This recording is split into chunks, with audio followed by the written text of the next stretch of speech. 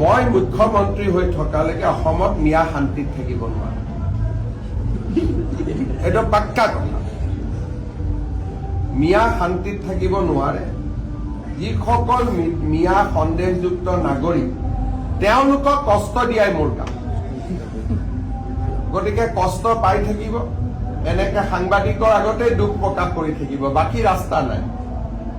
গোৱালপাৰাত হৈ গ'ল, 2 এদিনতে নগাঁৱত ইলেকশ্যন, 2 এদিনতে। যিমানে এটা ষ্টেটমেণ্ট বেছি দিব সিমানে ইলেকশ্যন।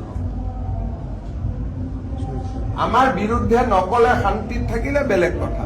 সন্দেহযুক্ত মিয়াৰ কোনো শান্তি নাই অসমত। মই মুখ্যমন্ত্ৰী থকালৈকে মোৰ ঘৰত আহিলেও শান্তি নাই, জুবিনৰ সমাধিত গলেও শান্তি নাই, গৌৰৱ গগৈৰ মিটিঙত গলেও শান্তি নাই, ৰকিবুল হুছেইনৰ মিটিঙত গলেও শান্তি নাই। মুঠতে মিয়াৰ শান্তি নহব।